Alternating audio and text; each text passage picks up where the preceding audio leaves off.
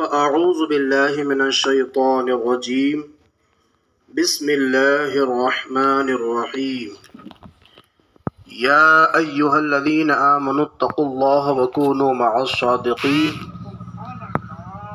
وقال الله تعالى في مقام آخر إن أولياؤه إلا المتقون صدق الله العلي العظيم وصدق رسوله النبي الأمين الكريم ونحن على ذلك لمن الشاهدين والشاكرين والحمد لله رب العالمين إن الله وملائكته يصلون على النبي يا أيها الذين آمنوا صلوا عليه وسلموا تسليما اللهم صل على سيدنا شفيعنا نبينا مولانا محمد وبارك وسلم صلاة وسلاما عليك يا رسول الله صلى الله تعالى عليك وسلم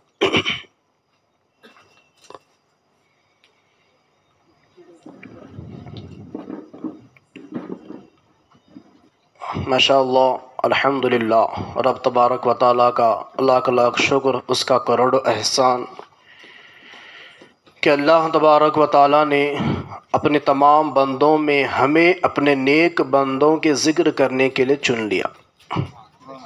یاد رکھیں حضرات، انسان کا سب سے قیمتی وقت وہی ہوتا ہے جو اللہ اور اس کے محبوبوں کی یاد میں گزرے۔ ویسے تو ہم 24 گھنٹہ کسی نہ کسی کام کے لیے نکالتے رہتے ہیں، کچھ کھانے کے لیے، کچھ پینے کے لیے، ٹہلنے کے لیے، سونے کے لیے، آرام کے لیے۔ یاد رکھیے آپ کی پوری زندگی دنیا میں دھری کی دھری رہ جائے گی، لیکن کچھ زندگی، کچھ اوقات، کچھ مواقع ایسے ہوتے ہیں جو انسان کو جب تک زندہ رہتا ہے تب تک بھی فائدہ مند رہتے ہیں، جب مر کر کے قبر میں جاتا ہے تب بھی وہ لمحات فائدہ مند رہتے ہیں۔ اور وہ لمحات، وہ موقع کچھ اور نہیں بلکہ یہی ہیں جو اللہ اس کے محبوب بندوں کی یاد میں گزارے جاتے ہیں۔ تو ماشاءاللہ ہمیں اپنے آپ کو خوش نصیبوں میں شمار کرنا چاہیے کہ یہ موقع ہمیں میسر آیا کہ ہم اللہ کے نیک بندوں کا تذکرہ کرنے کے لیے یہاں پر جمع ہوئے۔ اللہ تعالیٰ ہمارے حق کہنے کو اور آپ کے حق سننے کو اپنے بارگاہ میں قبول فرمائے، اور کہنے سننے سے زیادہ ان باتوں پر عمل کرنے کی توفیق عطا فرمائے۔ آئی حضرات، جو آیت کریمہ میں نے آپ کے سامنے تلاوت کرنے کا شرف حاصل کیا، اس کے بارے میں کچھ کہنے سننے سے پہلے ہم سب مل کر حضور آقا نامدار مدینے کے تاجدار، دونوں عالم کے مالک و مختار جناب احمد مجتبی محمد مصطفیٰ صلی اللہ تعالی علیہ وسلم کی بارگاہ بے کس فنا میں درود شریف پڑھیں۔ اللہم صلی علی سیدنا شفیعنا نبینا مولانا محمد مبارک وسلم صلاۃ و سلام علیک یا رسول اللہ صلی اللہ تعالی علیہ وسلم۔ اعلیٰ حضرت عظیم البرکت مجدد دین و ملت الشاہ امام احمد رضا خان فاضل بریلوی علیہ الرحمہ کیا یہ خوب ارشاد فرماتے ہیں، تیرے غلاموں کا نقش قدم ہے راہ خدا۔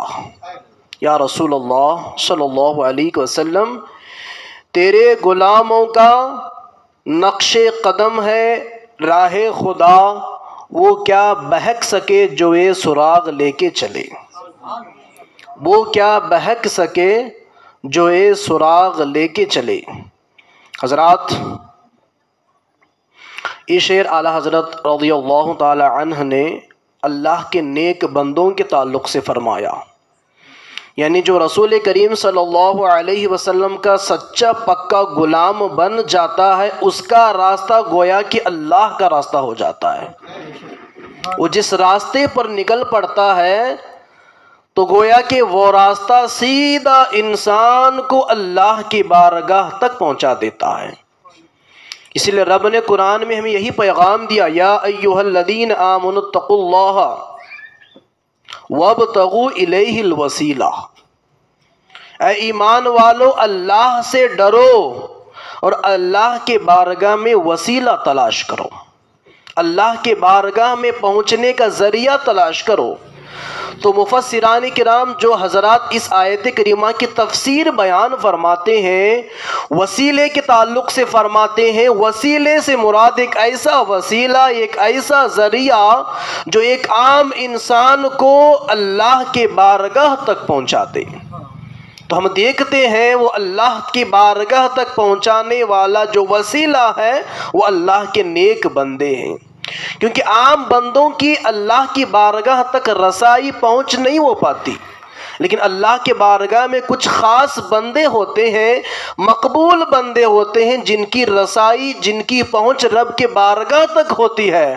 اگر ایک عام انسان کو رب کے بارگاہ میں قرب حاصل کرنا ہے، رب کا محبوب بندہ بننا ہے، تو اسے اللہ والوں کا ساتھ پکڑنا ہوگا، اللہ والوں کو ذریعہ بنانا ہوگا، تاکہ وہ بندہ، نیک بندہ ہمیں رب کے بارگاہ تک پہنچا دے اور ہم بھی اللہ کے نیک بندوں میں شمار ہو جائے۔ تو حضرات، اسی لیے اعلیٰ حضرت نے کہا، یا رسول اللہ، تیرے غلاموں کا نقش قدم ہے راہ خدا، وہ کیا بہک سکے جو یہ سراغ لے کے چلے۔ ہو بہو اللہ نے قرآن میں جو پیغام دیا، اسی پیغام کی ترجمانی اعلیٰ حضرت نے کی۔ رب نے کیا پیغام دیا؟ یا ایھا الذین آمنوا اتقوا اللہ وکونوا مع الصادقین، اے ایمان والو اللہ سے ڈرو، سچوں کے ساتھ ہو جاؤ۔ کون کہہ رہا ہے؟ رب فرما رہا ہے، سچوں کے ساتھ ہو جاؤ، سچوں کا دامن پکڑ لو۔ سچوں کا دامن پکڑ لو گے تو اس کا فائدہ کیا ہوگا؟ ایمان اور عقیدے کی حفاظت ہو جائے گی۔ تو اسی لیے عورت نے کہا، وہ کیا بہک سکے جو یہ سراغ لے کے چلے۔ اللہ والوں کا دامن ہاتھ میں جس کے آ جاتا ہے، شیطان اس کو بہکا نہیں سکتا، کیونکہ شیطان سب سے بڑا دشمن ہے۔ اسی لیے قرآن میں کہا گیا، ان الشیطان للانسان عدو مبین، شیطان انسان کا کھلا ہوا دشمن ہے، ہمیشہ آپ کے پیچھے لگا رہتا ہے، کب موقع ملے کب اسے راستے سے بہکا دے۔ تو اس شیطان کے وسوسے سے بچنے کے لیے ہمیں پیغام دیا گیا کہ سچوں کا دامن پکڑ لو، سچوں کے ساتھ ہو جاؤ، تمہارا تقوی بھی پر محفوظ رہے گا، تمہارا ایمان اور تمہارا عقیدہ بھی محفوظ رہے گا۔ ماشاءاللہ، ہم فخر کرتے ہیں، ہم رب کا شکریہ ادا کرتے ہیں کہ اللہ نے ہمیں دنیا میں ایسا انسان بنایا جو اللہ کے نیک بندوں کی محبت بھی رکھتے ہیں اور ان کے ساتھ بھی رہتے ہیں۔ ماشاءاللہ، ہمیں فخر ہے اس بات پر کہ ہم اللہ والوں کا ساتھ رکھتے ہیں، ہم اللہ والوں کے ساتھ رہتے ہیں، اور یہ اللہ والوں کا ساتھ رہنا ہی ہمیں ہمارے ایمان کی بھی حفاظت فرمائے گا، ہمارے عقیدے کی بھی حفاظت فرمائے گا۔ اور یاد رکھیے، دنیا میں جس کا ایمان محفوظ رہا، جس کا عقیدہ محفوظ رہا، وہی انسان دنیا میں بھی کامیاب، وہی انسان آخرت میں بھی کامیاب۔ کہ اگر ایمان نہ رہا، ایمان ختم ہو گیا، عقیدے میں درار آ گئی، تو ویسے انسان کا کوئی بھی عمل رب کے بارگاہ میں قبول نہیں ہوتا۔ اس لیے اعمال بعد میں ہیں، نماز، روزہ، حج و زکوٰۃ عبادات بعد میں، عقیدہ پہلے، ایمان پہلے۔ لا الہ الا اللہ محمد رسول اللہ صلی اللہ علیہ وسلم، یہ کلمہ ہے، اور اس کلمے پر ہمیں عقیدہ رکھنا ہے۔ عقیدہ مطلب اللہ کے سوا کوئی معبود نہیں۔ اگر کوئی انسان رب کی بندگی کرتا جا رہا ہے، رب کی بھی بندگی کر رہا ہے، دوسرے کی بھی بندگی کر رہا ہے، تو کیا ویسی بندگی کبھی کے لیے قبول ہے؟ ہرگز نہیں۔ مسلمان انسان اسی وقت ہوگا جبکہ وہ ایک کلمہ بھی پڑھے گا، کلمے پر عقیدہ بھی رکھے گا، اللہ کو ایک ماننا ہے، اللہ کے سوا کسی دوسرے کو معبود نہیں ماننا ہے۔ یہ عقیدہ مان کر جب وہ عبادت کرے گا، تب اس کی عبادت رب کے بارگاہ میں قبول ہوگی۔ اگر اس پر عقیدہ نہیں رکھا کہ اللہ کے علاوہ کوئی معبود نہیں، اللہ کی بھی پرستش، اللہ کی بھی بندگی، دوسرے کی بھی بندگی کرے گا، تو وہ انسان مسلمان ہی نہیں۔ تو اس لیے عقیدہ پہلے، اس کے بعد اعمال۔ اس لیے کیا ہے، عقیدہ اگر محفوظ ہے، اعمال محفوظ، اگرچہ اس کے اعمال کم ہی کیوں نہ ہو، لیکن قیامت کے دن بخشا جائے گا انشاءاللہ۔ کیونکہ حضور کا فرمان ہے، جس کسی کے دل میں رائی کے دانے کے برابر بھی ایمان رہے گا، وہ جنتی ہے۔ سبحان اللہ، رائی کے دانے کے برابر بھی اگر اس کے دل میں ایمان ہے، وہ جنتی ہے۔ تو اگر جس کسی کے دل میں ایمان نہیں، وہ کتنے بھی اعمال کر لے، کتنے بھی نمازیں پڑھ لے، کتنے بھی روزے رکھ لے، لیکن کوئی بھی عمل رب کے بارگاہ میں اس کے قابل قبول نہیں ہے۔ تو ماشاءاللہ اللہ والوں کا ساتھ رہنا، ان کے دامن سے وابستہ ہونا، یہ ہمارے سب سے بڑی دولت یہ ہے کہ ہمارے ایمان اور عقیدے کی حفاظت ہو جاتی ہے۔ تو ماشاءاللہ تو اللہ تبارک و تعالیٰ نے قرآن مجید میں جو پیغام دیا، اے ایمان والو تقوی اختیار کرو، سچوں کے ساتھ ہو جاؤ۔ اور دوسری مقام پر رب نے کیا فرمایا، ان اولیاءہ الا المتقون۔ کیا مطلب اس کا؟ اللہ کا ولی جو بھی ہوگا اس کے لیے شرط ہے کہ وہ متقی پرہیزگار ہو۔ شرط کیا ہے اس کے لیے؟ متقی پرہیزگار شرط ہے اللہ کے ولی کے لیے۔ آج دین کا علم نہ ہونے کی وجہ سے ہم کسی کو بھی ولی مان لیتے ہیں، حالانکہ دین کا علم ہونا ضروری ہے۔ علم کے بغیر آپ صحیح فیصلہ نہیں کر سکتے۔ صحیح فیصلہ کرنا ہو تو دین کا علم رکھنا ضروری ہے۔ آج کوئی عجوبہ دکھا دیا، کوئی کرامت دکھا دیا تو ہم اس کو اللہ کا ولی مان لیتے ہیں۔ یاد رکھیے، کرامت یہ ولی کی پہچان نہیں ہے۔ کرامت یہ ولی کی پہچان نہیں ہے۔ ولی کی اصل پہچان استقامت فی الدین، دین پر مضبوطی کے ساتھ قائم رہنا۔ جو انسان جتنا دین پر مضبوطی کے ساتھ قائم رہے گا وہی انسان اللہ کا سچا پکا ولی کہلائے گا۔ اگر وہ ذرہ برابر بھی، بال کے برابر بھی اگر وہ دین کے راہ سے ہٹ گیا، ویسا انسان ولی نہیں ہو سکتا۔ اس کو یاد رکھے اپنے ذہن میں۔ آج ہمارے اکثر لوگ جو گمراہ ہو رہے ہیں، اس کی اصل وجہ یہی ہے، دین کا علم ہمارے پاس نہیں ہے۔ بس دنیا میں جس کسی کو دیکھ رہے ہیں بس اس کو مان لے رہے ہیں۔ ویسے ہی نہیں ماننا، ماننے سے پہلے کیا کرنا ہے؟ جاننا۔ انہیں جانا انہیں مانا، نہ رکھا غیر سے کام۔ اعلیٰ حضرت نے حضور کو ویسے ہی نہیں مانا، وہی پہلے جانا۔ پڑھیے مصطفیٰ جان رحمت پہ لاکھوں سلام کو جو سلام پڑھیں گے نا، اش کریں گے آپ۔ ایسے ایسے اشعار، حضور کے ایسے صفات، ایسے کمالات اعلیٰ حضرت نے اس سلام میں بیان فرمائے ہیں، گویا کہ ایسا لگتا ہے کہ اعلیٰ حضرت نے اپنے نگاہوں سے حضور کے پورے حلیے کو دیکھ لیا ہے۔ سبحان اللہ۔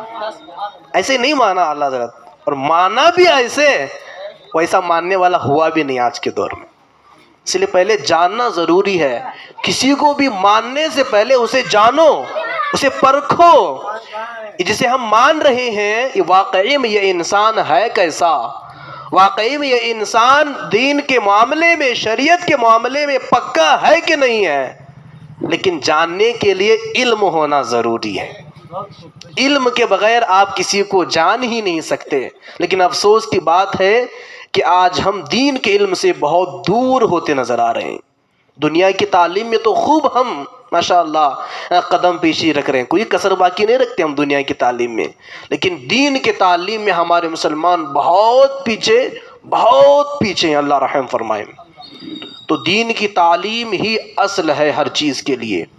تو میں کہہ رہا تھا کہ کسی کو ماننے کے لیے پہلے جاننا ضروری ہے۔ پہلے جان لیجئے، سامنے کوئی عجوبہ دکھ گیا آپ کو، پہلے پرکھ لیجئے کہ واقعی میں یہ انسان کے اندر شریعت کے احکام پائے جا رہے ہیں کہ نہیں پائے جا رہے ہیں۔ اگر ماشاءاللہ وہ صحیح معنوں میں شریعت پر پابند ہے، پھر اس کے بعد کوئی عجوبہ، کوئی کرامت دکھا رہا ہے تو ماشاءاللہ ہے اللہ کا ولی۔ کیونکہ کرامت ہمیشہ دکھائی نہیں جاتی، ضرورت کے طور پر کرامت دکھائی جاتی ہے، سمجھ رہے ہیں آپ؟ جیسے کہ اللہ کے نبی معجزہ جو دکھاتے ہیں وہ ہمیشہ دکھایا نہیں جاتا، بلکہ ایک دلیل ہوتی ہے، وہ نبی ہونے کی دلیل معجزہ دکھانا۔ تو اسی طرح ولی ہونے کے لیے انہیں ضرورتاً کرامت دکھانا پڑتا ہے۔ جیسے خواجہ کے نواز رضی اللہ تعالی عنہ نے جادوگروں کے سامنے ضرورت تھی وہاں پر، تب جا کر کرامت دکھائی، ورنہ کرامت سے پہلے جو مجاہدے انہوں نے کیے وہ کوئی نہیں دیکھتا۔ جہاں پر دورہ تھا بت پرستی کا، ویسے عالم میں اذان دی، ویسے عالم میں نمازیں پڑھی، یہ پہلے ہے۔ جب ضرورت آئی کہ مان ہی نہیں رہے ہیں تب جا کر کے کرامت دکھانی پڑی۔ تو ولی کرامت ہمیشہ نہیں دکھاتا، جب ضرورت پیش آتی ہے تب جا کر کے کرامت دکھاتا ہے۔ لیکن یاد رکھیں ولی کے سب سے بڑی کرامت دین پر مضبوطی کے ساتھ قائم رہنا۔ اسی لیے رب نے قرآن میں صاف اعلان فرما دیا، ان اولیاءہ الا المتقون، رب کا جو بھی ولی ہوگا وہ متقی پرہیزگار ہوگا۔ اگر وہ متقی پرہیزگار نہیں، وہ اللہ کا ولی ہو ہی نہیں سکتا۔ سمجھے آپ؟ اور متقی پرہیزگار کسی کہتے ہیں؟ تقوی۔ تقوی کا معنی ہوتا ہے اللہ تعالیٰ کو ڈرنا۔ اب ڈرنے سے مراد یہ نہیں جیسے کہ ہم فلاں انسان سے ڈرتے ہیں، سانپ بچھو سے ڈرتے ہیں، یہ ڈرنا نہیں ہے۔ ڈرنے کا مطلب یہ ہے اللہ نے جن چیزوں کے کرنے کا حکم دیا انہیں کرنا، اللہ نے جن چیزوں کو نہ کرنے کا حکم دیا انہیں نہ کرنا، اسی کا نام تقوی ہے۔ یعنی حرام اور حلال میں تمیز پیدا کرنا، ہمیں جو حلال فرمایا گیا حلال پر عمل کرنا، ہمارے لیے جو حرام فرما دیا اس سے رک جانے کا نام ہی تقوی پرہیزگاری ہے۔ اس کے علاوہ کوئی بات نہیں ہے۔ تو جس کے اندر یہ چیزیں، حلال چیزوں پر عمل کرنا، حرام چیزوں سے رکنا جتنا زیادہ پایا جائے گا وہ رب کا اتنا بڑا محبوب بندہ مانا جائے گا۔ تو حضرات، اللہ کی ولی کی شان، اللہ اللہ، سنتے ہیں آپ حضرات، بہت بڑی شان ہوتی ہے اللہ کے ولی کی۔ اور یاد رکھیے یہ جو شان جو ہوتی ہے، یہ مرتبہ جو ملتا ہے ویسے ہی نہیں ملتا، وہی بڑی مشقتیں، بڑی پریشانیاں، بڑی قربانیاں دینی پڑتی ہے۔ ایک حدیث قدسی میں آپ کے سامنے رکھ رہا ہوں، اسے غور سماعت پر فرمایا، تب آپ کو پتہ چلے گا کہ اللہ کا ولی، اللہ کے ولی بننے سے پہلے کتنی قربانیاں دینی پڑتی ہیں، کیسی زندگی گزارنی پڑتی ہے۔ اللہ تعالیٰ حدیث قدسی میں ارشاد فرماتا ہے، یتقرب الی عبدی بالنوافل فکنت سمعہ الذی یسمع بها وکنت بصرہ الذی یبصر بها وکنت یدہ الذی یبطش بها وکنت رجلہ الذی یمشی بها۔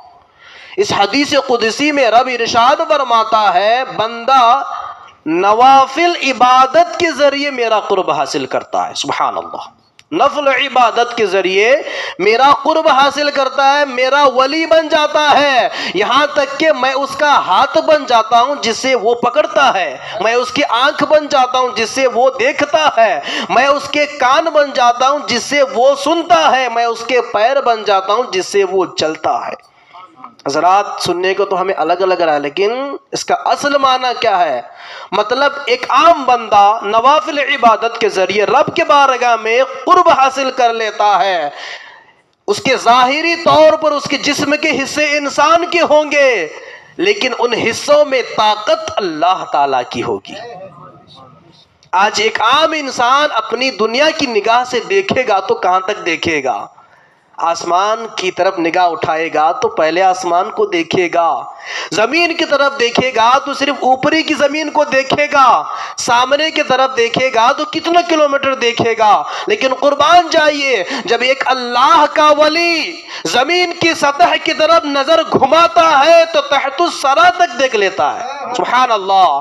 آسمان کی جانب نگاہ اٹھاتا ہے تو لوح محفوظ کو دیکھ لیتا ہے، دنیا کی جانب دیکھتا ہے اگرچہ وہ پورب میں کیوں نہ ہو، پچھم کو دیکھ لیتا ہے۔ حضور غوث پاک فرماتے ہیں کہ میں پوری دنیا کو اس طرح دیکھتا ہوں جس طرح ہاتھیلی میں رائی کے دانے کو دیکھتا ہوں، سبحان اللہ۔ ویسے ہی نہیں فرمایا تھا حضور غوث پاک نے کہ میں پوری دنیا کو ہتھیلی میں رائی کے دانے کو، اگر آپ کے ہاتھ میں رائی کا دانہ ہو تو آپ کیسے دیکھیں گے؟ اس طرح دیکھیں گے، اس طرح دیکھیں گے، اس طرح دیکھیں گے، اس طرح دیکھیں گے، دیکھیں گے نہیں دیکھیں؟ آپ کے من میں جیسا آئے گا آپ اسے گھما پھرا کر کے دیکھیں گے۔ تو غوث پاک پوری دنیا کو رائی کے دانے کی طرح دیکھ رہے ہیں، سبحان اللہ۔ حضور غوث پاک وہ بھی ایک انسان ہے، ان کی بھی آنکھ وہی ہے، ہماری بھی آنکھ وہی ہے، ان کے بھی جسم کے اعضاء وہی ہے، ہمارے بھی وہی ہے، لیکن طاقت میں فرق ہے، کیونکہ ہمارے اندر جو ہے نا وہ نارمل ایک انسان کی طاقت ہے، لیکن اللہ کے ولی کے اندر وہ اللہ کی طاقت آ جاتی ہے۔ یہ رب نے خود فرمایا، بندہ جب میرا ولی بن جاتا ہے، جسم کے اعضاء، جسم کے پارٹ، اس کے حصے اس کے ہوتے ہیں، لیکن ہر حصے میں طاقت میری ہوا کرتی ہے، سبحان اللہ۔ پھر آگے حضور رب ارشاد فرماتا ہے، پھر میں جب کسی بندے کو اپنا ولی بنا لیتا ہوں، اسے یہ مقام حاصل کرتا ہوں، اگر اسے کسی چیز کی بھی ضرورت ہوتی ہے اس کے زبان سے الفاظ نکلنے سے پہلے میں اسے دے دیتا ہوں۔ سبحان اللہ۔ آج ہم دعا کرتے ہیں، کئی ساری دعائیں مانگتے ہیں، لیکن کوئی دعا قبول ہوتی ہے، کوئی دعا قبول نہیں ہوتی ہے۔ اللہ کے ولی کی شان دیکھیے، زبان سے الفاظ نکلنے تو دور کی بات، ابھی دل میں ہے وہ الفاظ میں زبان سے نکلنے سے پہلے اللہ انہیں عطا فرما رہا ہے۔ اور آگے ارشاد فرمایا رب نے، جو کوئی میرے ولی سے، میرے نیک بندے سے دشمنی کی، گویا کہ اس نے مجھ سے دشمنی کی۔ اللہ اکبر کبیرہ۔ آخر میں رب نے حدیث قدسی میں یہاں تک فرمایا، کیا مطلب؟ یعنی اگر کوئی انسان اللہ کے ولی سے دشمنی رکھتا ہے، ان کے شان میں گستاخیاں کرتا ہے، تو گویا کہ وہ اللہ کے ساتھ دشمنی رکھتا ہے، گویا کہ وہ اللہ کے ذات کے لیے گستاخی کر رہا ہے۔ کون ایسا انسان ہے جو اللہ کے ساتھ دشمنی مول لے؟ ہے ایسا انسان؟ وہ ایسا انسان نہ دنیا میں کامیاب رہے گا نہ آخرت میں کامیاب رہے گا۔ تو بس یہیں تک نہیں، ایک دوسرے حدیث قدسی میں اللہ تبارک و تعالی ارشاد فرماتا ہے، جب زمین میں کوئی بندہ میرا نیک بندہ بن جاتا ہے، اللہ تعالیٰ جبرائیل امین کو بلاتا ہے، اے جبرائیل ادھر آؤ۔ جبرائیل رب کے بارگاہ میں حاضری دیتے ہیں، مولا کیا حکم ہے؟ رب ارشاد فرماتا ہے، زمین پر ایک بندہ ہے جسے میں محبت کرتا ہوں۔ سبحان اللہ۔ زمین پر ایک بندہ ہے جو میرا محبوب ہے، میرا نیک بندہ ہے، میں اسے محبت کرتا ہوں، تو بھی اسے محبت کر۔ پھر ارشاد فرماتا ہے، اے جبرائیل تو بھی محبت کر اور پورے آسمان والوں میں ندا دینا کہ رب کا فرمان ہے کہ زمین پر اللہ ایک بندے سے محبت فرماتا ہے، میں بھی اس سے محبت کرتا ہوں، اے پورے آسمان والوں تم بھی اس سے محبت کرو۔ سبحان اللہ۔ پھر اس کے بعد رب فرماتا اب زمین میں چلے جاؤ، زمین کے ہر خطے میں ندا دینا، ہر خطے میں اعلان کر دینا، اے لوگو، اے زمین پر رہنے والی ہر چیز، فلاں بندے سے رب محبت فرماتا ہے، میں بھی محبت کرتا ہوں، پورے آسمان والے محبت کرتے ہیں، اور تم سب بھی اس بندے سے محبت کرنا۔ پھر اس کے بعد پوری زمین والے بھی اس بندے سے محبت کرنے لگتے ہیں۔ حضرات سوچیے، آپ آج جس بزرگ کا عرس ہم منانے آئے ہیں، ان کا مقام ہے کہاں پہ؟ بہت دور دراز جلوہ افروز ہیں۔ کچھ لوگ ایسے بھی ہوں گے جو کبھی زندگی میں وہاں پر گئے بھی نہیں، ان کے بارے میں معلومات بھی حاصل نہیں کہ وہ کون ہے، کہاں سے آئے، کیا ہے، لیکن پھر بھی ماشاءاللہ ان کے تذکرے میں آ کر کے بیٹھ گئے۔ وجہ محبت۔ جو انسان جس سے محبت کرتا ہے اس کے بارے میں چھان بین نہیں کرتا، بس مان لیتا ہے۔ تو بہت سارے ایسے حضرات ہیں جو ان کے بارے میں جانتے تک نہیں، لیکن یہاں پر جو آئے ہیں وہ محبت کھینچ کر کے لائی ہے، اور یہ محبت جو غیب سے دل میں جو آئی، یہ وہی محبت ہے جو ابھی میں نے آپ کے سامنے بیان کیا کہ اللہ تبارک و تعالی زمین سے جس کسی کو بھی اپنا محبوب بنا لیتا ہے تو زمین میں جتنی بھی چیزیں رہتے ہیں ہر چیز کے دل میں اس کی محبت پیدا فرما دیتا ہے۔ وہ بندہ مومن دنیا میں جہاں کہیں بھی رہے، لیکن دوسرے کونے میں رہنے والا بندہ مومن ان سے محبت کرنے لگتا ہے۔ تو حضرات یہ ولیوں کی پہچان، یہ ان کے مقام اور مرتبے ہے۔ تو حضرات اللہ کا ولی ایک عام انسان سے، ایک نارمل انسان سے اللہ کا ولی کیسے بنتا ہے؟ ایسے نہیں راتوں رات نفل عبادات، ذکر و اذکار، تسبیح و تہلیل، کئی عرصے سالوں سال اپنی نیندیں قربان کر کے رب کے بارگاہ میں بندگی کرتے ہیں اللہ کے ولی۔ آج ہم کھاتے ہیں، پیتے ہیں، سب کچھ کرتے ہیں، زندگی گزارتے ہیں، لیکن یاد رکھیے آج 2400 گھنٹہ ہمارے پاس رہتا ہے، کتنے گھنٹے رب کے لیے ہم دیتے ہیں بھائی؟ شمار کر کے دیکھیں آپ۔ 5 وقتہ نماز کے لیے ٹائم نکالیں گے تو زیادہ سے زیادہ 4 گھنٹے آپ نماز کے لیے دے رہے ہیں، باقی 20 گھنٹے کھانے کے لیے، پینے کے لیے، کھیلنے کے لیے، سونے کے لیے، چلنے کے لیے۔ 24 گھنٹے میں 20 گھنٹے دوسرے کاموں کے لیے، صرف 4 گھنٹے رب کے لیے دے رہے ہیں۔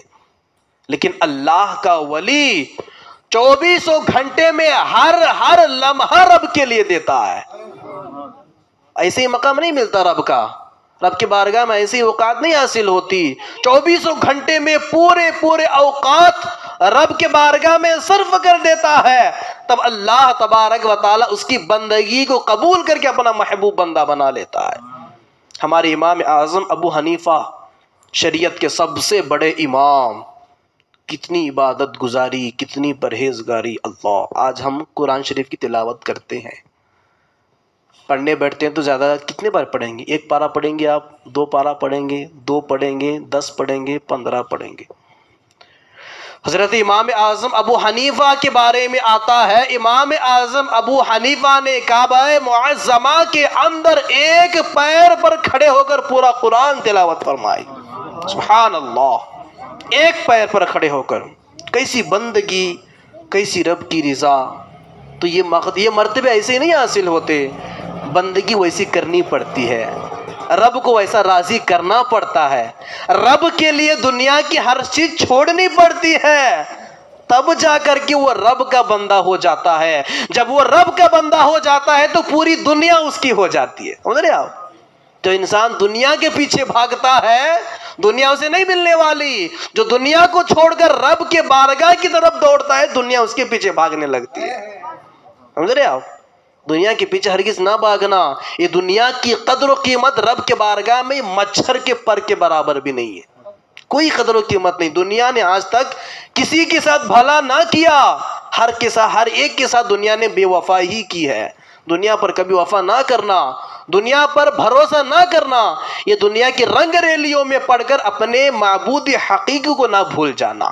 ہمیشہ اپنے رب کو یاد رکھنا، ہمیشہ رب کی بندگی کے لیے تیار رہنا. تو حضرات، آج جس بندے مومن کا آج ہم تذکرہ کرنے آئے ہیں، جنہیں ہم حضور مخدوم اشرف جہانگیر سمنانی علیہ الرحمہ کے نام سے یاد رکھتے ہیں، ماشاءاللہ بڑے بزرگ. آج جو اشرفی سلسلہ چلا ہے یہ انہی کے ذریعے چلا ہے. قادری سلسلہ، چشتی سلسلہ، سہروردی، جو اشرفی سلسلہ ہے ماشاءاللہ حضور مخدوم اشرف جہانگیر سمنانی علیہ الرحمہ ہی کی طرف سے یہ سلسلہ آج تک رواں دوا ہے ماشاءاللہ. تو حضور مخدوم اشرف جہانگیر سمنانی علیہ الرحمہ کے لیے سب سے بڑی فضیلت تو یہی ہے کہ وہ حضور کے خاندان میں سے، سبحان اللہ، سید سادات حضور کے خاندان میں سے ہونا کوئی کم درجہ نہیں ہے میرے دوست. قرآن میں رب نے فرمایا، لا اسألکم علیہ اجرا الا المودۃ فی القربى. محبوب سے رب نے پیغام دلوایا لوگوں کے لیے، اے محبوب لوگوں کو فرما دیجئے میں نے آج تک تمہارے لیے دنیا میں جو کچھ کیا، رب کا دین دیا، رب کا پیغام دیا، سب کچھ دیا، اس کے عوض میں، اس کے بدلے میں میں کچھ بھی نہیں مانگتا مگر میرے اہل بیت سے محبت کرنا، میرے گھر والوں سے محبت کرنا. کیوں؟ اس لیے کہ میں میرے گھر والوں سے محبت رکھتا ہوں، اور جو میرے گھر والوں سے محبت رکھتا ہے وہ مجھ سے محبت رکھتا ہے، اور جو مجھ سے محبت رکھتا ہے وہ اللہ سے محبت رکھتا ہے. تو نبی کے گھر والوں سے ہونا یہ کوئی کیا ہے ادنا شان نہیں، یہ بڑی ہی شان ہے ماشاءاللہ. تو یہ سب سے بڑی فضیلت حضور مخدوم اشرف جہانگیر سمنانی علیہ الرحمہ کی. اور دوسری فضیلت دیکھیے، اللہ تبارک و تعالیٰ اگر کسی کو بنا لینا چاہتا ہے اپنا، تو شروع ایام ہی سے اس کے رویے، اس کے طور طریقے، اس کا رہنا سہنا بالکل عام لوگوں سے الگ تلگ ہو جاتا ہے. جیسے کہ حضور غوث پاک رضی اللہ تعالیٰ عنہ چھوٹے تھے، بچوں کے ساتھ کھیلتے رہتے تھے، غیب سے ندا آتی، اے عبد القادر تمہیں کھیلنے کے لیے نہیں پیدا کیا گیا. بچپن ہی میں حضور غوث پاک کو بتایا جاتا ہے، اے عبد القادر تمہیں کھیلنے کے لیے نہیں پیدا کیا گیا، تمہیں بڑے مقام کے لیے، ایک بڑے کام کے لیے بنایا گیا ہے. تو حضور غوث پاک جیسی یہ غیب سے آواز سنتی، کھیلنا چھوڑ کر کے گھر بھاگ کے آ جاتے تھے، کیونکہ کھیلنا کودنا یہ دین سے بہکانے والی چیزیں ہیں، یہ آخرت سے بے رغبت کرنے والی چیزیں ہیں. تو ماشاءاللہ اللہ کا ولی جب چھوٹا ہوتا ہے، مطلب بچپنے کی حالت میں ہوتے ہیں، اسی وقت ہی سے ماشاءاللہ ان کی ٹریننگ شروع ہو جاتی ہے. ان کو ہر ایسے کام سے دور رکھا جاتا ہے کہ جس کے وجہ سے ان کے دلوں میں دنیا کی محبت پیدا ہو. تو حضور مخدوم اشرف جہانگیر سمنانی علیہ الرحمہ ابھی بچپنے میں ہے، والد صاحب کا وصال ہو گیا، اور ماشاءاللہ والد صاحب کا گھرانہ بادشاہوں کا گھرانہ، سبحان اللہ، بادشاہت تھی ان کے یہاں پر۔ والد صاحب کے انتقال کے بعد آپ کے ہاتھ میں بادشاہت کی ڈور آ گئی، یعنی بادشاہ بن گیا پورے سمنان کے۔ سوچئے جس انسان کو کوئی بڑا پد مل جاتا ہے تو وہ حتی الامکان کوشش کرتا ہے کہ کسی نہ کسی طریقے سے یہ پد، یہ درجہ مجھ سے نہ چھوٹنے پائے، اگرچہ کچھ بھی ہو جائے۔ ایک نارمل انسان یہ سوچتا ہے، لیکن جو اللہ کا برگزیدہ بندہ ہوتا ہے، بادشاہت ہاتھ میں ہے۔ حضرت مخدوم اشرف جہانگیر سمنانی علیہ الرحمہ کی ملاقات مجذوب سے ہوئی۔ مجذوب نے انہیں یہی پیشن گوئی فرمائی کہ تمہیں، آپ کو یہ بادشاہت سنبھالنے کے لیے نہیں بنایا گیا، بلکہ آپ کو رب کی راہ میں، رب کے دین کی خدمت کرنے کے لیے بنایا گیا ہے۔ مجذوب سے یہ سننا تھا، اپنی بادشاہت پوری اپنے بھائی کے ہاتھ میں سونپ دی، والدہ سے اجازت لے کر دین کی راہ کے لیے نکل پڑے، سبحان اللہ۔ اس لیے انہیں کہا جاتا ہے بادشاہت کو ترک کرنے والے۔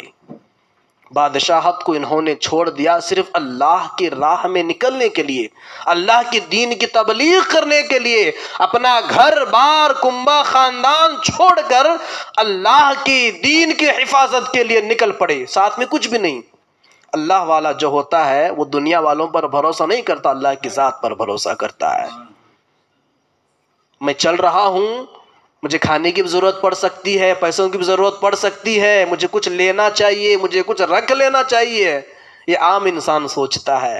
لیکن جو اللہ والا ہوتا ہے، رب کی ذات پر بھروسہ، کیونکہ وَمَا مِن دَابَّةٍ فِي الْأَرْضِ إِلَّا عَلَى اللَّهِ رِزْقُهَا، زمین پر جو بھی جاندار چیز ہے، ہر چیز کے رزق کی ذمہ داری اللہ کے ذمہ کرم میں۔ اللہ جسے بھی پیدا فرمایا اس کی روزی ماشاءاللہ اسے پہنچا دیتا ہے۔ لیکن نکل بھی رہے ہیں کس کے لیے؟ اللہ کے راہ کے لیے نکل رہے ہیں نا، اللہ تعالیٰ ضرور حمایت فرمائے گا۔ سب کچھ، گھر بار، پیسہ لتا، بادشاہت، حکومت، سب کچھ چھوڑ کر تنے تنہا اپنے گاؤں سے نکل پڑے دین کی خدمت کے لیے، ماشاءاللہ۔ انسان جب دین مکمل کر لیتا ہے تو اسے ایک اللہ کے نیک بندے کا ساتھ ضروری ہوتا ہے۔ آج تو ہاں عام انسان ہے، ہمیں بھی اللہ والوں کی ضرورت، لیکن جتنے بھی بزرگان دین گزرے ہیں ماشاءاللہ ہر کسی نے کسی ولی کا دامن تھاما ہے۔ یہ ہمارے بزرگوں کا طریقہ رہا ہے۔ انسان اپنے وقت میں کتنا بھی بڑا کیوں نہ ہو جائے، یہ شیطان ہے نا، بہت گہرا دشمن ہے، یہ چھوڑتا نہیں کسی کو۔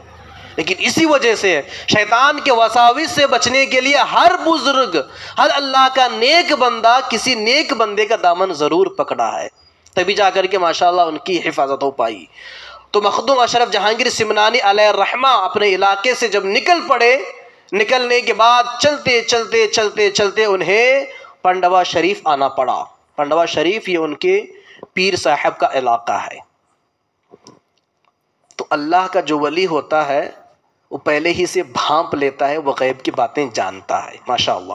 کس کے دیے سے؟ حضور کے دیے سے۔ اللہ نے علم غیب حضور کو عطا فرمایا، حضور کے صدقے میں تمام کو عطا ہوا۔ جی آپ وسیلہ، صدقہ، ہم وسیلے والے ہیں کہ نہیں؟ وسیلے والے، ہم وسیلے والے ہیں، ہم اہل سنت والجماعت ہے۔ وہ کوئی اور ہوگا جو وسیلے کو شرک بتاتا ہے، ہم وسیلے والے ہیں۔ تیری سرکار میں لاتا ہے رضا اس کو شفیع، جو میرا غوث ہے اور لاڈلا بیٹا تیرا۔ اس شعر میں اعلیٰ حضرت نے ہمیں وسیلے کا عقیدہ دیا۔ اہل سنت والجماعت عقیدے والے ہیں، وسیلے والے ہیں۔ تو حضور سیدنا غوث پاک کو اعلیٰ حضرت نے حضور کی بارگاہ میں وسیلے کے طور پر پیش کیا۔ شفیع کہتے ہیں سفارش کرنے والا، بات رکھنے والا۔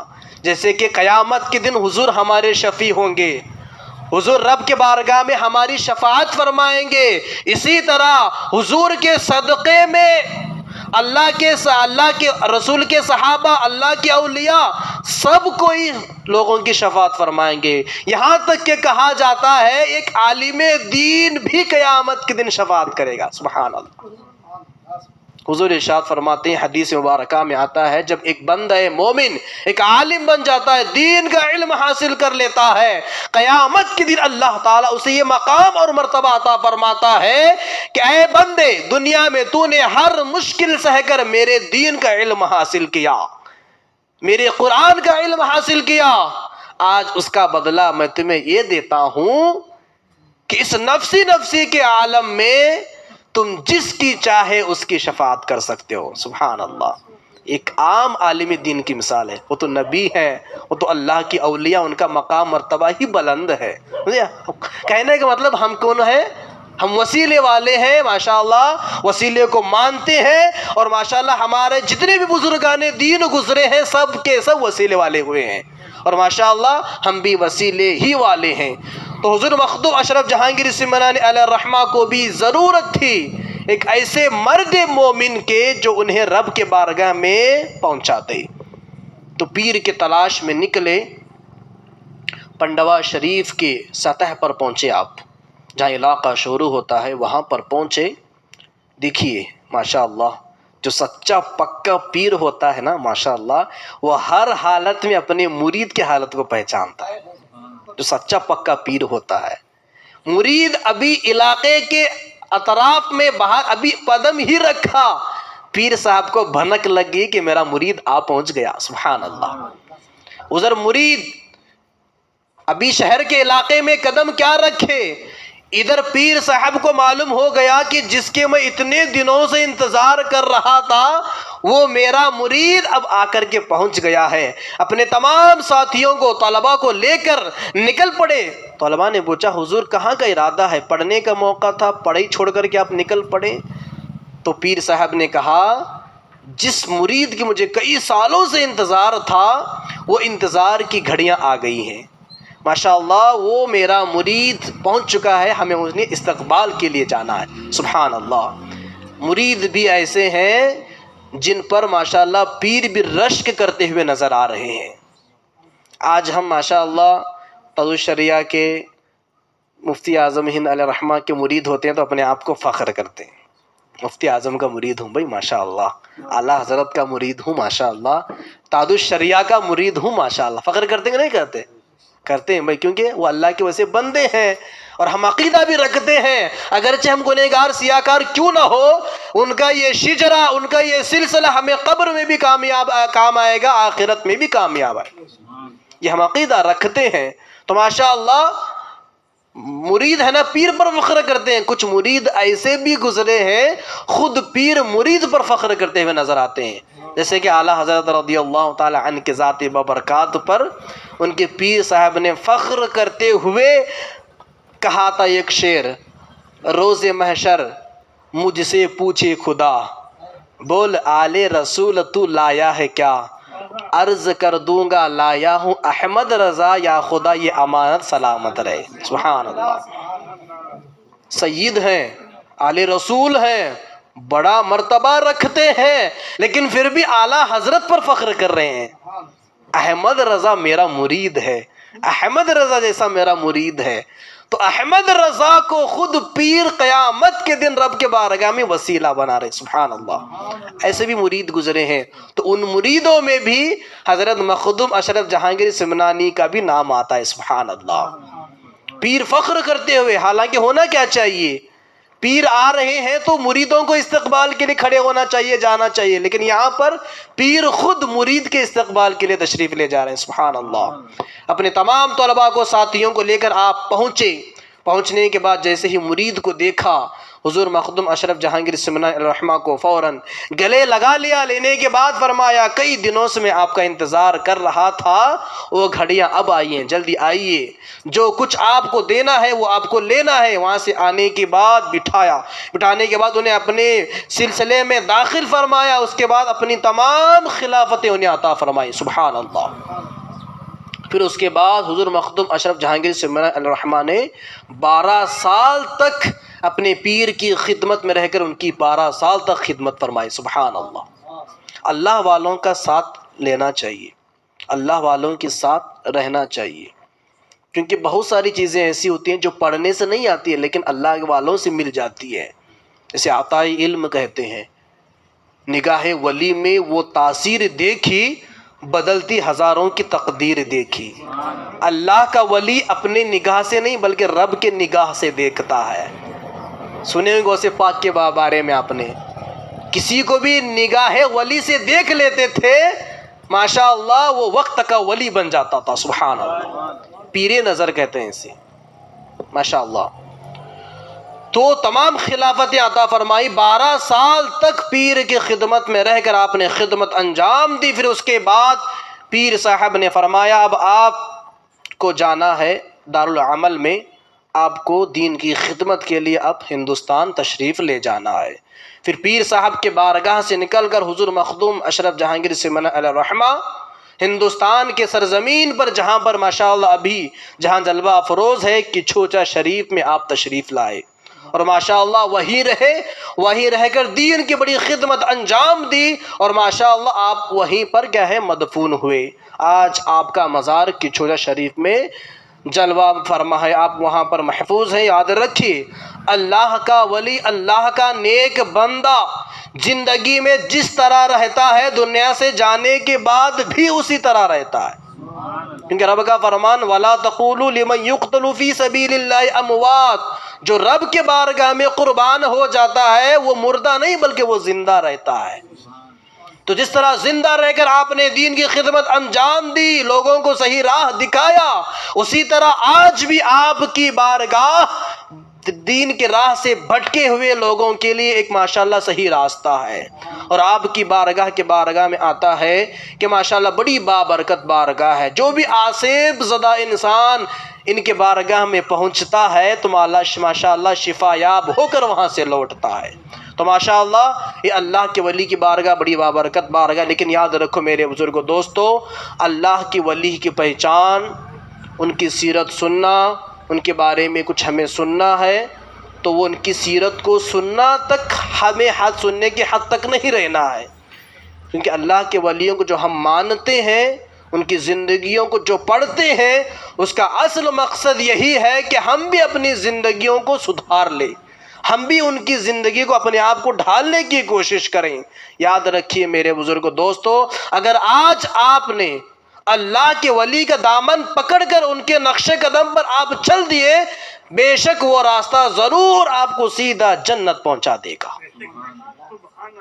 اور اللہ کے ولیوں کے بارے میں کبھی بھی اپنے دل و دماغ میں کچھ غلط عقیدہ نہ رکھنا، ان کے شان میں کبھی گستاخیاں نہ کرنا، کبھی ان سے عداوت نہ رکھنا، کیونکہ میں نے حدیث قدسی میں بیان کیا تھا، جس کسی نے بھی میرے ولی سے عداوت رکھی گویا کہ اس نے میرے ساتھ عداوت رکھی، گویا کہ اس نے میرے ساتھ دشمنی کی، اور جو اللہ سے دشمنی مول لیا اس کی دنیا بھی برباد، اس کی آخرت بھی برباد۔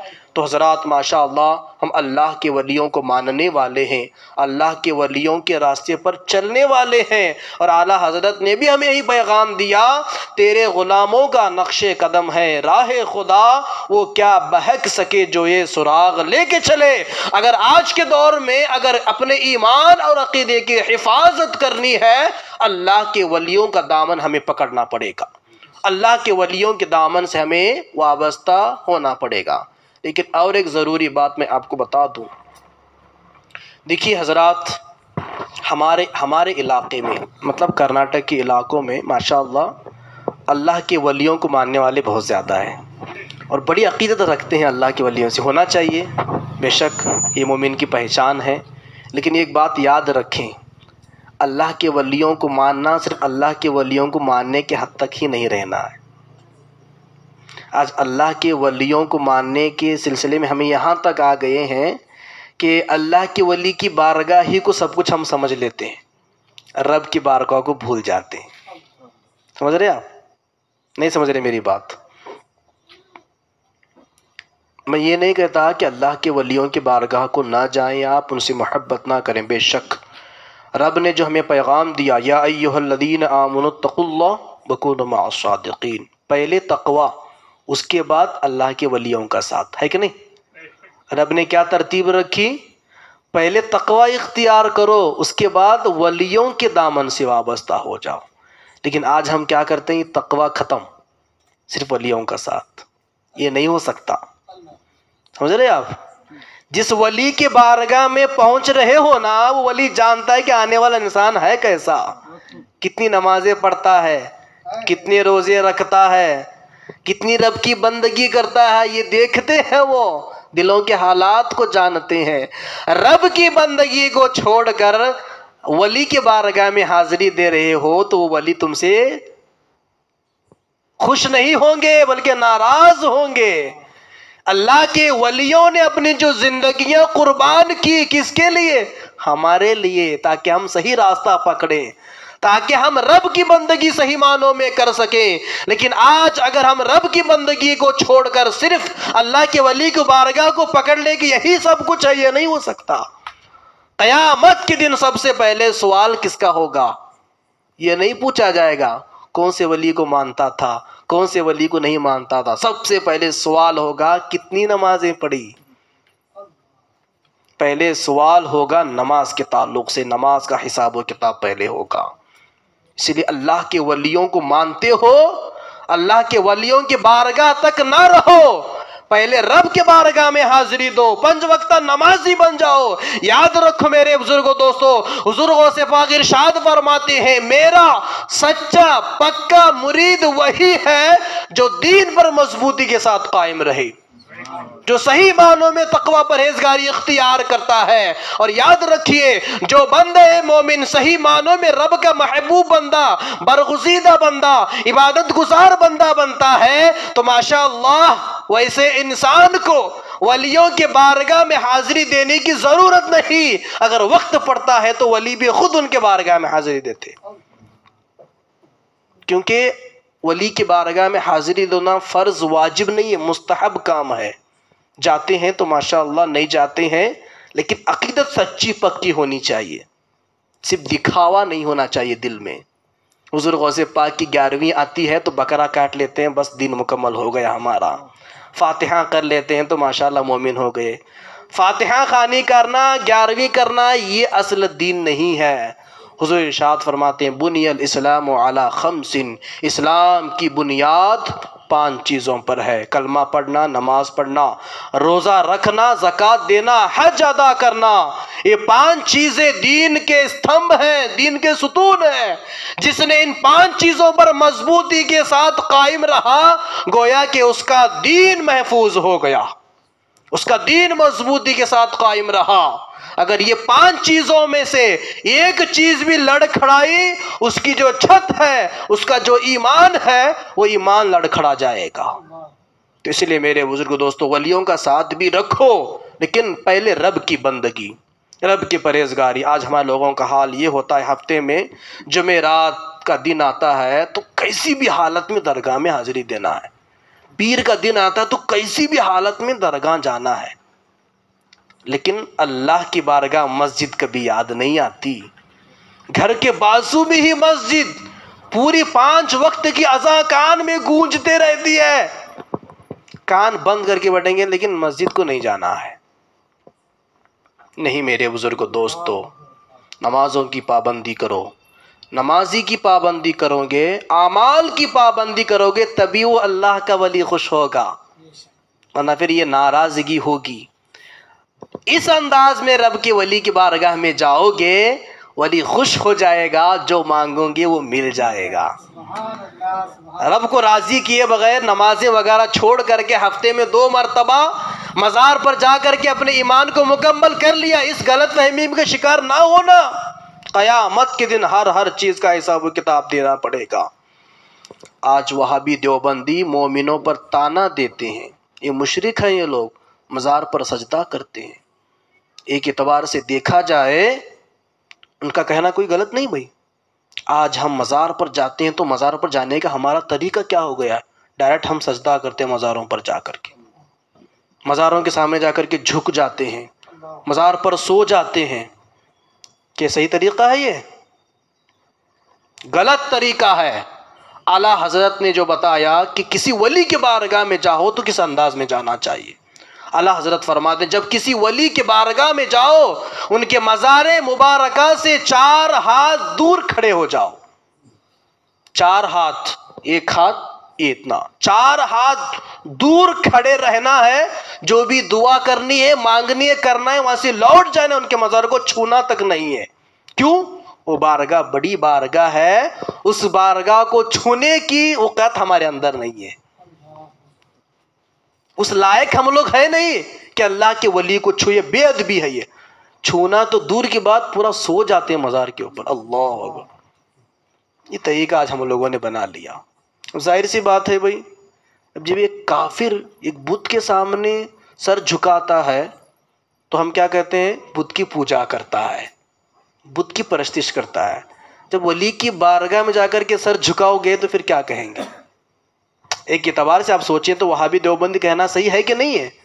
مطلب وہ کیا کہتے ہیں؟ یہ ولیوں کو مانتے، مطلب سجدہ کرتے ہیں، غیر خدا کو سجدہ کرنا ناجائز و حرام ہے۔ عبادت کا سجدہ کریں گے تو کافر ہو جائیں گے، تعظیم سجدہ حرام ہے، نہیں کر سکتے آپ۔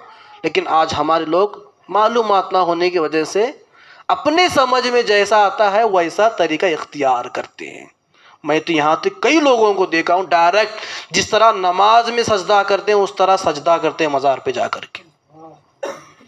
جا رہا ہے ولی کی بارگاہ، ماشاءاللہ اچھی بات ہے، لیکن اس کے غلط طریقے کی وجہ سے کتنا بڑا گنہگار ہو رہا ہے وہ۔ اگر عبادت سمجھ کر کے کیا تو کافر ہو جائے گا، اگر تعظیم کی وجہ سے یہ اللہ کے ولی ہیں، ان کا مرتبہ بڑا ہے، اس نیت سے کرے گا تو ناجائز و حرام کام کیا اس نے۔ تو اسی لیے دوسرے لوگوں کو اپنے آپ کے لیے بولنے کا موقع ہمیں نہیں دینا چاہیے۔ اللہ کے ولیوں کی محبت رکھنے والے ہیں، ان کے ماننے والے ہیں، ان کے عقیدہ رکھنے والے ہیں، ان کے نام پر جان و مال سب کچھ قربان کرنے والے ہیں۔ تو ماشاءاللہ جو طریقہ شریعت نے ہمیں دیا، کسی ولی کی بارگاہ میں جاؤ تو کس انداز میں جاؤ، وہ طریقہ ہم رکھ کر کے جاتے ہیں، ماشاءاللہ جانا بھی قبول، آنا بھی قبول، جو مانگیں گے وہ بھی قبول۔ آپ کا طریقہ رکھو، اعلیٰ حضرت نے جو طریقہ بتایا، کسی بھی ولی کے بارگاہ میں جاؤ، دور ہمیشہ 4 ہاتھ دور کھڑے ہو جاؤ، ادب کے ساتھ جو بھی پڑھنا ہے، جو بھی مانگنا ہے مانگ لو، سلام کر کے وہاں سے واپس لوٹ جاؤ۔ وہ اللہ کا ولی جانتا ہے کہ میرا یہ چاہنے والا دل میں کیا لے کر آیا ہے۔ قریب جائیں گے تبھی پتہ، ایسے کوئی بات ہے اللہ کے ولی کے لیے قریب دور کوئی بات نہیں، دلوں کے رازوں کو بھی اللہ کے اولیاء جان لیتے ہیں، مان لیتے ہیں۔ تو ماشاءاللہ اللہ کے ولیوں کی بارگاہ میں بھی جائیے، لیکن اس سے پہلے رب کے بارگاہ میں حاضری دیجیے، پکا ارادہ کر کے بیٹھے کہ ہم اللہ کے ولیوں کو ماننے والے ہیں، اللہ کے ولیوں نے جیسی زندگی گزاری انشاءاللہ ہم بھی ویسی زندگی گزاریں گے۔ حتی الامکان رب کو راضی کرنے کی کوشش کریں گے، رب راضی تو پوری دنیا ہم سے راضی، یا اللہ کے ولی بھی ہم سے راضی۔ تو ماشاءاللہ آج کی اس محفل میں آپ کا آنا اور ہمارا آنا، ہمارا کہنا، آپ کا سننا، سب اللہ تعالیٰ اپنے بارگاہ میں قبول فرمائے، اور کہنے سننے سے زیادہ رب تعالیٰ ہم سب کو ان باتوں پر عمل کرنے کی توفیق عطا فرمائے، اور اللہ تبارک و تعالیٰ بزرگان دین کا صدقہ ہمیں عطا فرمائے۔ وما علینا الا البلاغ۔ السلام علیکم ورحمۃ اللہ تعالیٰ وبرکاتہ۔ صلی اللہ علیہ